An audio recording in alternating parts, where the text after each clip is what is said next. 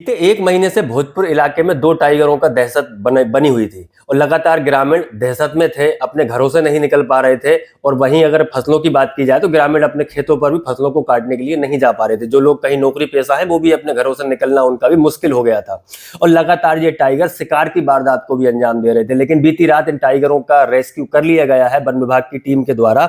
मेरे साथ मौजूद है TR कुलस्ते जी। सर, किस तरीके से इस पूरे रेस्क्यू का अंजाम दिया गया है? दो टाइगरों का रेस्क्यू किया गया है जो विगत लगभग एक माह से भोजपुर बीट के अंतर्गत इनका मूवमेंट था। और हम पहले तो हम लोग गश्ती कर रहे थे, सुरक्षा की दृष्टि से सूक्ष्म गश्ती कर रहे थे कि ये अपने वन क्षेत्र में वापस चले आए। लेकिन लगभग एक माह से उनका मूवमेंट राजस्व क्षेत्र, जहाँ खेत हैं वहाँ पर, और वन क्षेत्र पे जाता था, फिर राजस्व क्षेत्र, ऐसा। ये तो हमारा स्टाफ रात दिन लग के एक महीने से सुबह शाम और उन पे निगरानी रखे कि किसी प्रकार की कोई अवैध गतिविधि ना हो या फिर किसी पे अटैक ना हो, ये सब सावधानियां रखी। लेकिन ये ग्रामीणों द्वारा आक्रोश भी व्यक्त किया गया कि हमारी फसल आ गई है तो कोई घटना घट सकती है, हमारी फसल नहीं कट रही है, नुकसान हो रहा है। तो हम लोगों ने सूचना दी वरिष्ठ अधिकारियों को, तो वरिष्ठ अधिकारियों ने निर्णय लिया कि अब इनका रेस्क्यू किया जाना उचित होगा। तो हम लोगों ने श्रीमान CCF महोदय राजेश खरे के नेतृत्व में और हमारे वनमंडल अधिकारी महोदय DOO साहब हेमंत रायकवार के नेतृत्व में और पूरी टीम, हमारे वनमंडल अब्दुल्लागंज के पूरे वन स्टाफ के सहयोग से हम लोगों ने दो टाइगर का रेस्क्यू किया है। सर, तो इस रेस्क्यू में कितने लोगों की टीम थी और कितना वक्त इसको रेस्क्यू करने में लगा है? इसमें रेस्क्यू के लिए एक्सपर्ट जो टीमें आई थी, वन विहार से आई थी और सतपुड़ा टाइगर रिजर्व से टीमें आई थी। तो उनके नेतृत्व में ये रेस्क्यू किया गया और लगभग 70-80 स्टाफ उसमें लगे हुए थे। और रेस्क्यू में पूरी रात किया जाए तो मतलब कल शाम 4 बजे से और अभी सुबह 9 बजे तक इसका रेस्क्यू का पूरा प्रोसेस चला। कार्तिक शुक्ला जी, मैं आपसे पूछना चाहूँगा, पहला रेस्क्यू जब आपने किया तो पहला टाइगर कब पिंजरे में आया था? हाँ, देखिए, कल करीब शाम के करीब, अगर मैं सही हूँ सर, तो करीब जो है कल जो हमने सुबह पिंजरा सेटअप किया था, उसमें पाड़ा बांधा, उसको कैमोफ्लेज किया, ऐसा किया कि कोई ऐसा अनुभव ना हो कि कोई मानवीय गतिविधि की गई है। इस आधार पे छुपाने के बाद करीब रात के 10 बजे के करीब जो है पहला टाइगर वो आ गया। लेकिन पहला टाइगर को तो हमने पकड़ लिया, लेकिन उसका वहां से रेस्क्यू किया जाना अत्यंत कठिन प्रतीत हो रहा था, क्योंकि जो दूसरा टाइगर, कहना चाहे तो जय वीरों की जोड़ी जैसी स्थिति थी वहां पर भी, कि वो दोनों मित्र थे, तो एक को आप कैसे ले जाओगे दूसरे के रहते। तो दूसरा टाइगर वो घेर कर, अगर मैं सही हूं सर, तो घेर कर वहीं पे वो बैठ गया, जिसके कारण हमें उस रेस्क्यू करने में अत्यंत दुविधा हुई।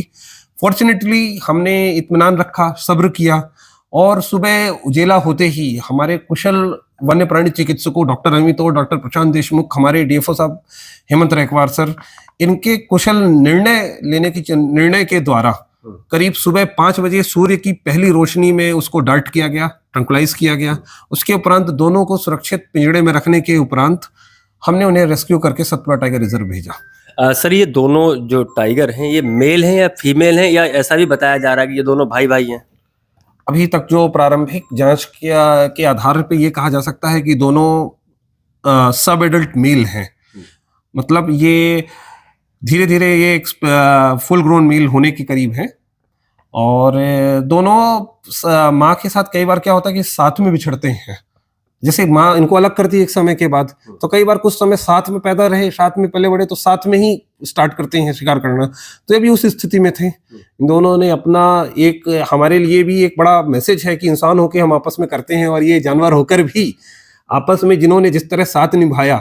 हम तो दो स्थितियों में घिरे थे कि एक तरफ तो देख रहे हैं कि हमें रेस्क्यू करना है, दूसरी तरफ इन दोनों का एक दूसरे के लिए प्रेम। इंसानों के लिए भी एक सबक है कि किस प्रकार हम दूसरे को ना छेड़ें।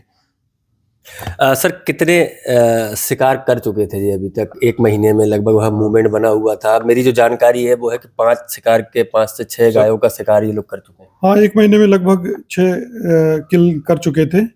और वहाँ पर बगल में जो गौशाला है वहाँ पर उनने 4 किल किया था। अच्छा। और ग्रामीणों के भी 2 किल उनने किया है। तो 6 के जी जी हाँ, 6 के आसपास उनने इम्पोर्टेंट बात ये सर एक चीज और भी मैं कार्तिक साहब आपसे समझना चाह रहा हूँ कि रेस्क्यू करना कितना रिस्की होता है, क्योंकि कई बार हम देखते हैं कि टाइगर जो आप ट्रैंक्विलाइजेंस करते हैं, उसको बेहोशी का जो इंजेक्शन लगाते हैं, उसके बाद बेहोश नहीं होता, कई बार फॉरेस्ट की टीम पे भी हमला कर देता है।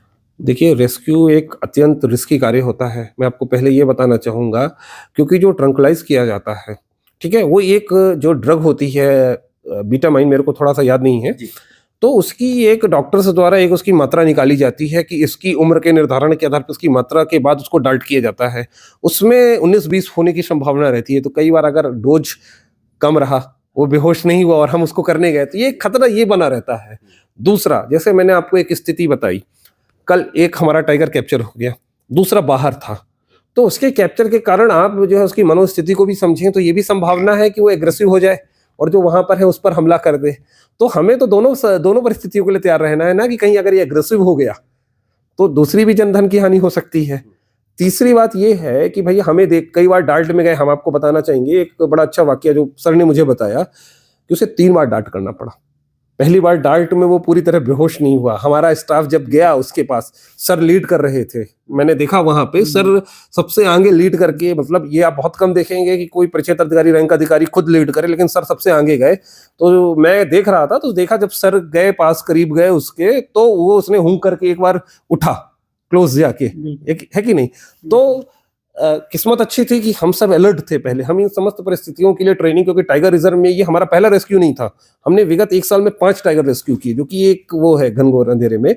तो पहले में नहीं हुआ, फिर उसे दोबारा किया गया। हम लोगों ने उसको तब किया जब हमने पूरी तरह श्योर हो गए कि अब ये बेहोश है और हमारे लिए वो नहीं है। अगर यहाँ पर हमारे द्वारा थोड़ी भी चूक होती, या थोड़ी भी सेफ्टी मेजर्स नहीं लिए जाते, फॉर एग्जाम्पल हम लोग जब कर रहे थे, जब वो टाइगर बाहर था, तो कोई गाड़ी से नहीं उतरा, गाड़ी के अंदर बैठ के प्रतीक्षा की। ये पेशेंस का भी खेल होता है कई बार।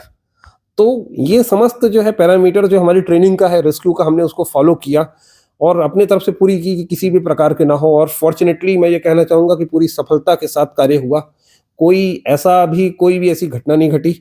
हमने बिल्कुल दोनों ही मेल टाइगर पूरी तरह स्वस्थ हैं और आशा है कि जल्दी ही सतपुड़ा या जहां भी उच्च अधिकारियों द्वारा निर्णय लिए जाए, वहां के जंगलों में ये दहाड़ते देखे जाएंगे। सर अब सतपुड़ा उन्हें भेजा गया है, तो ये माना जाए कि ये सतपुड़ा के ही रहवासी हो जाएंगे या वापस रातापानी टाइगर रिजर्व आ पाएंगे? देखिए, ये वरिष्ठ स्तर पे इसका निर्णय लिया जाता है। CWLW मुख्य वन्य प्राणी अभिरक्षक, एक गवर्निंग अथॉरिटी होती है मध्य प्रदेश की, जो वन्य प्राणियों से संबंधित निर्णय की अब स्थिति में, पहली बात तो अभी डॉक्टरों द्वारा जांच की जाएगी, उसकी स्थिति देखी जाएगी, वाइल्ड रिलीज है, उसके आधार पर इसकी रिपोर्ट पर CWLW द्वारा निर्णय लिया जाएगा कि इसको कहाँ छोड़ना है। सतपुड़ा के जंगल भी रातापानी के जंगलों से लगे हुए हैं, तो लगभग एक जैसा हैबिटेट देते हैं, लेकिन इस पर सतपुड़ा में छोड़ा जाएगा, कान्हा में छोड़ा जाएगा, बांधवगढ़ में छोड़ा जाएगा या रातापानी में, ये पूरी तरह निर्णय CWLW के अधीन होता है, पर उनके द्वारा ही यह निर्णय लिया जाएगा। चलिए देखिए, रेस्क्यू जो है कि वो रिस्की तो होता है, लेकिन रेस्क्यू सफल रहा है। दोनों टाइगरों को सुरक्षित पकड़ लिया गया और सतपुड़ा टाइगर रिजर्व में छोड़ा गया है। उनकी देखभाल वहां पर होगी और उसके बाद जब विभाग निर्णय लेगा कि दोनों टाइगरों को कहाँ छोड़ना, लेकिन फिलहाल अब ग्रामीणों में जो दहशत का माहौल था वो पूरे तरीके से समाप्त हो गया है। कैमरामैन अमित के साथ देवेंद्र चौहान, News 24, ओबेदुल्लागंज।